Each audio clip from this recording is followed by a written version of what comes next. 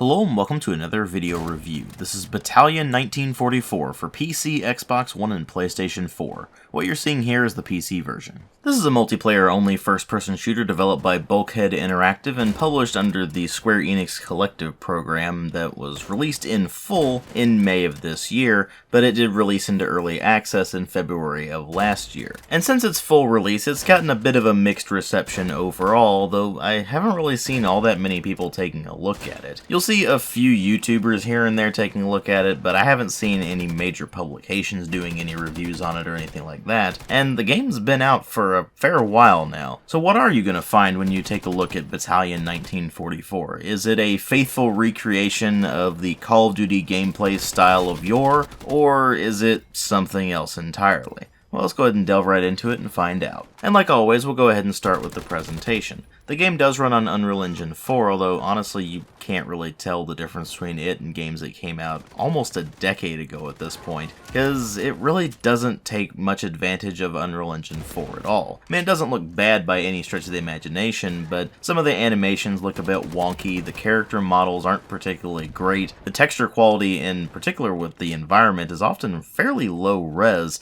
and looks like it could have come out of the previous generation of consoles, and while I know they were going for high-end performance here with very high frame rates being a major priority, unfortunately the game just doesn't end up looking very good. But even though the visual fidelity is definitely not impressive by any stretch of the imagination, at least it's got some decent color going on, the interface is clean and easy to use, and it certainly doesn't look bad, it's just not impressive by any stretch of the imagination. And unfortunately that trend does continue over when you get into the sound design as well. The soundtrack isn't necessarily poor in quality, but it is fairly generic, so it just ends up sounding like things you've heard before, and you're more likely than not just going to ignore it entirely. And then of course there are the voices in the game, which are limited to basically call-outs by your fellow soldiers, and it's all accented English. There are three different factions in the game, which are Americans, Germans, and Russians, and of course the game is split between Allies and Axis. And regardless of which faction you're playing, all of the soldiers speak English, but if it's Americans, then they have American accents, if it's German, they have goofy German accents,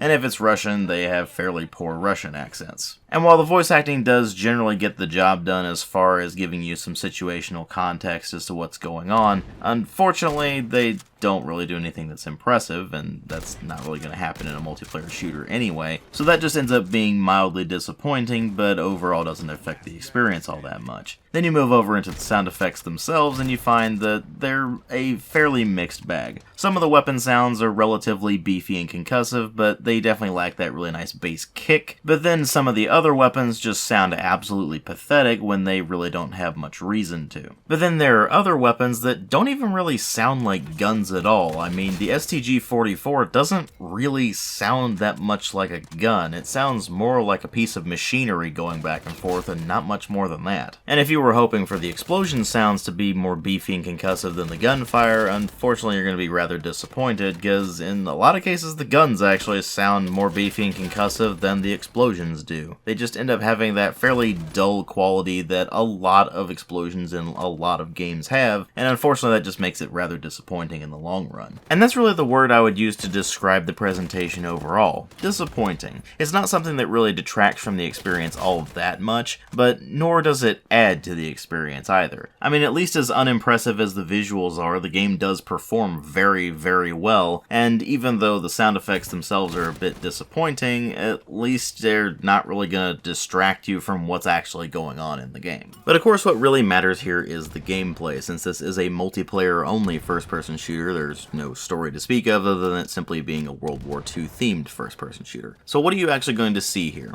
Well, there are three basic ways you can play Battalion 1944. The first of them is the competitive mode, which I'm actually going to talk about later. The second is the arcade mode, which is ranked matchmaking that allows you to level up over time and get access to new skins as part of the different seasons, as well as gradually unlock loot boxes over time that will only give you cosmetic items, and in this particular game's case, that's only weapon skins. And I actually noticed pretty early on that I was getting quite a lot of duplicates, and I don't really know why, because I hadn't actually unlocked very many skins at all. There was really no reason to be getting duplicates when there were plenty plenty of weapons that I didn't have skinned at all. So that's something that should definitely look into fixing. But as for the arcade mode itself, it's split between basically a special mode that is a limited time, and currently as I'm making this video, it's a rifles only on a single map, and frankly that particular side mode is absolute garbage. You're seeing some of the gameplay here, and it's just constant spawn die because the map is too cramped and the spawns are garbage. But anyway, the normal arcade mode is a mixture of capture the flag, domination, and team deathmatch, and it's a 6v6 mode that runs a fairly decently spread out selection of maps with different modes associated with them. And when I said that the arcade mode is ranked, I only mean that in the sense of you gradually earn experience points over time, which means that you will gradually level up and earn those different unlocks. It doesn't have anything to do with leaderboards or anything of that nature. Now, the arcade mode is where the vast majority of players are going to spend the vast majority of their time, because you can just hop into the matchmaking, it'll throw you into a server, and then you'll be able to play it for however long it will let you play it. Because I ran into a really nasty problem where the game would frequently kick me back to the main menu with an odd connection error after 2 matches exactly. I could play a first match and it'd be fine. I could play the second match after that and it would still be fine. But if I tried to go on to the third match, every single time it would kick me back to the main menu, and I have no idea why. I ended up looking up the error codes that I received, and I do have screenshots here to show you exactly what those are, and apparently those were supposed to have been fixed with an update last year. Apparently they weren't actually fixed, and there's still a problem. I don't know how widespread of a problem they still are, but I certainly ran into it, and it was quite irritating. Now, obviously your mileage is going to vary on that particular issue, but it is just an annoyance more than anything else, because you can just hop right back into the matchmaking and keep playing, but then again, you can only play for 2 matches before it just kicks you back to the main menu for no discernible reason. Again, your mileage may vary, you may not even encounter that error at all, but I did think it was worth mentioning since I did run into it every single time I hopped into the arcade mode. Then of course there are the other 2 modes of play. You can hop into the server browser and go on to the community hosted dedicated servers, pretty much all of which are modded servers, and thus I didn't really mess with that much considering that I was trying to get an idea of how the actual game is as opposed to how it is when people mod it. Regardless, it is worth mentioning that the community hosted dedicated servers in the server browser are all unranked. You cannot earn any XP while you're playing those, so that is something worth mentioning. There is also, tucked in the server browser, a create LAN or join LAN game mode where you can just hop into the LAN, play, and then create the server to your heart's content, throw as many bots as you want in there, and host a game over your local network. Of course, I don't really know how much use that's going to be to most people other than just creating a server and then hopping in to start practicing things that they can do in the online modes, because LAN parties really aren't that much of a thing anymore, unfortunately. And I don't really see the LAN mode being used for tournaments either, because they already have a competitive mode built right into the game, and that competitive mode is directly integrated with a service called Faceit, which is all about creating leaderboards and hosting tournaments and winning prizes and all that sort of thing. And that's also where my main problem with the competitive mode lies, because to be able to play the competitive mode at all, you actually need to create a Faceit account, which means that you're basically committing to being a full-on competitive player, as in tournaments and leaderboards and such like that, all of which I have absolutely no interest in whatsoever. But here's my dilemma with that. If you want to play the Wartide game mode, which is considered the definitive mode for Battalion 1944, you only have 2 ways you're going to be able to play it.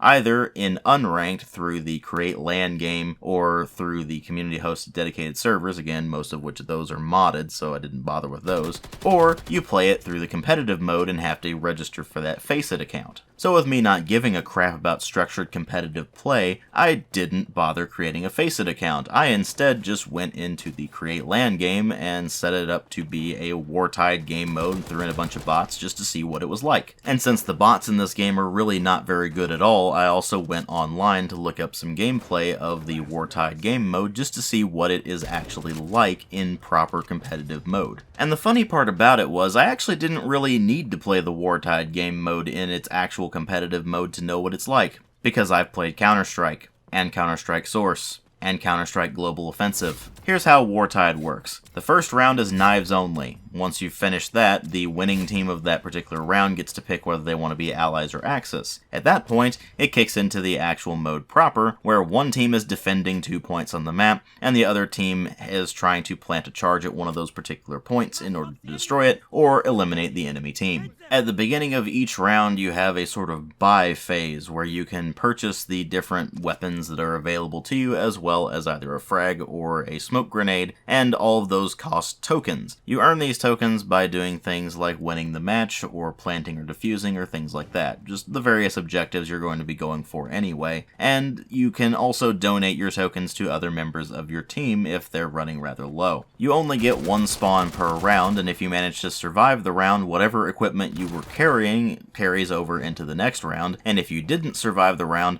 you'll start with whatever the default weapon for your particular faction is. This cycle will repeat back and forth for 16 rounds until one particular team manages to win enough to be able to win the overall match. And while I can certainly see why they picked it as their competitive mode, unfortunately it's only available in either the unranked, either LAN or community dedicated servers play, or it's available in the competitive play only. There's no arcade mode that lets you practice it in a more casual environment, and more importantly, it's still not a particularly unique mode. I mean, like I said, it's already present in the likes of Counter-Strike, and Counter-Strike's been around for a long time and is still going strong, actually. Now you may think, but DW, it's not just about the game mode itself, it's about the way the game actually plays, including its gunplay. That's the big draw of this thing. So let's go ahead and actually talk about the gunplay. Now, as I mentioned early on in this review, it is going for that sort of Call of Duty style of play, which means an extremely low time to kill.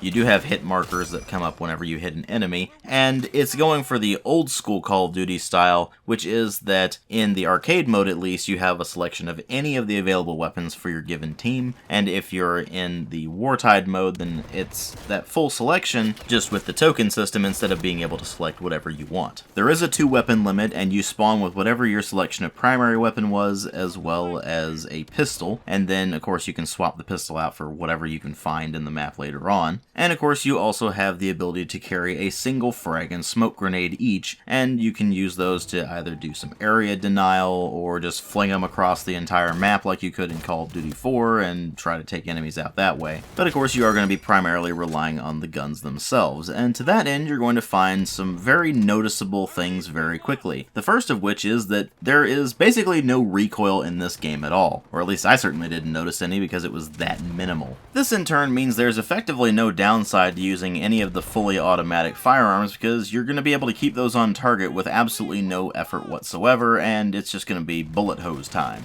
The second thing you're going to notice is that because the time to kill is insanely low, it's going to prioritize certain weapons over others. Namely, it's going to prioritize the weapons that do the most damage and have the highest rate of fire, specifically if you can combine both. This means that the BAR, STG-44, and Fedorov Automat are arguably the best weapons in the game, followed very closely by the sniper rifles, which are pretty much a guaranteed one-hit kill unless you hit them in the arms or the legs, as well as the bolt-action rifles, which are more or less the same way, and then of course the submachine guns, specifically the Thompson, MP40, and actually both of the Russian submachine guns. The Americans also get a grease gun, and the Germans also get an MP28, but neither of those are actually worth using because their rates of fire are very slow, and they also don't really do all that much damage, so there's really no reason to use them over, say, the Thompson or the MP40. Shotguns can be viable, but you're really only going to get the most use out of those in particularly cramped maps, which there really aren't all that many of. And you're also going to find very quickly that the semi-automatic rifles are all over the place. The M1 Garand is actually pretty decent because it's basically a 2-shot kill guaranteed, but the Gewehr 43, SVT 40, and M1 Carbine all do about the same damage as a stampeding chipmunk, and that just gets really annoying, leaving you wondering why anybody would bother picking them in the first place. And it's still going to be a bit problematic if you decide to pick one of the weapons that requires any sort of precision, because you find out very quickly that the hit registration can be a bit spotty sometimes. Most of the time it does work fine, but occasionally you'll see me unloading entire magazines at enemies and maybe only hitting them 2 or 3 times, even though my sights are clearly aiming directly at an enemy and the shots should be connecting. By the same token, however, you're also seeing moments where I'm aiming at maybe their torso and I'm getting headshots, and that doesn't make any sense at all either. So there's definitely something a bit off with the netcode, but I think some of that is just lag compensation, where people don't necessarily remember to choose their matchmaking location because it's actually in the options menu tucked under one of the other settings, as opposed to just being able to select it on the main menu. But whatever the cause may be, it's not such a massive issue that it really tanks the experience overall. Because as I said, it is only some of the time that the hit registration has problems. Most of the time, it works fine. But even when the hit registration is working correctly, you do have to contend with the weapon balancing issues, as well as the oddities of the movement and aiming system. You see,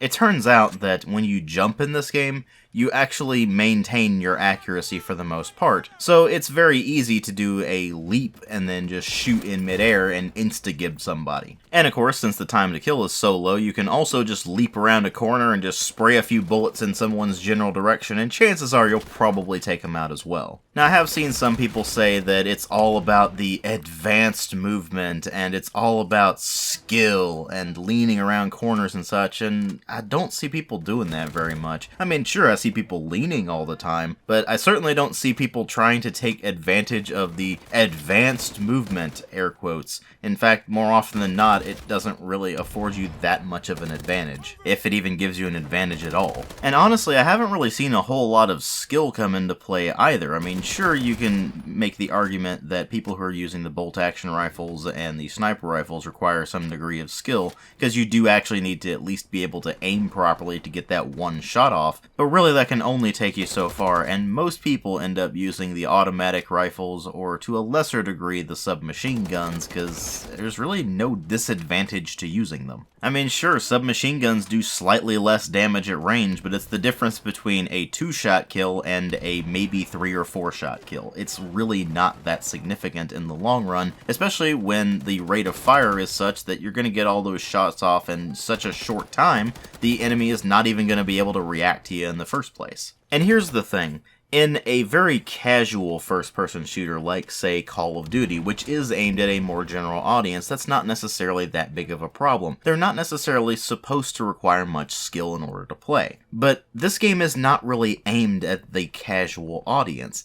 They're trying to make this a competitive game. This means they're basically trying to market it to 2 specific groups. First, the people who used to play Call of Duty competitively, which always baffled me no matter what, but whatever. There was a competitive community for Call of Duty, and it's petered out quite a bit over the years, but they're trying to appeal to that crowd. And second, they're basically trying to push themselves into the same market that is currently occupied by the likes of Counter-Strike Go and Rainbow Six Siege. And I really don't see that working out all that well for them in the long run. I mean, sure, they might be able to get the crowd that was heavy into Call of Duty Pro Mod, but there's really not a whole lot going on with this game in general, and with only one actual competitive mode, I really don't see this thing having that much longevity. I mean, for all I know, I'll be proven wrong on the competitive side of things, and this will take off and become the next Rainbow Six Siege or Counter-Strike Go, but I very highly doubt that's the case, considering its competitive mode is basically just the game mode from Counter-Strike,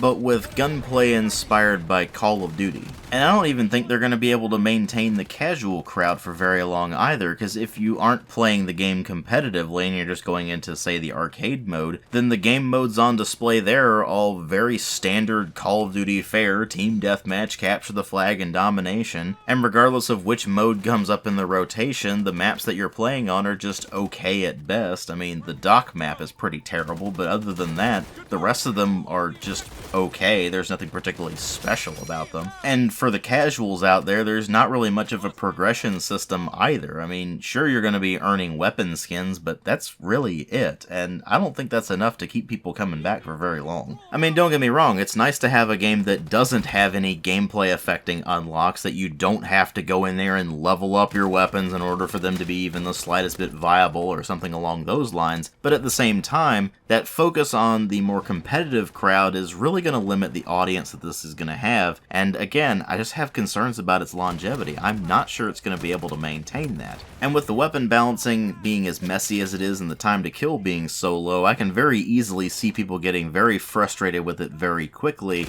and just disregarding the game entirely. So I guess we'll just have to see how it performs in the long run, but as it stands, Battalion 1944 is a pretty underwhelming game overall. It's not what I would describe as outright bad, but it really just ends up being a fairly mediocre version of old school Call of Duty multiplayer with some Counter-Strike mixed in, and frankly, I'd rather just play those old Call of Duty games or just go and play Counter-Strike instead, because they just do what it does better.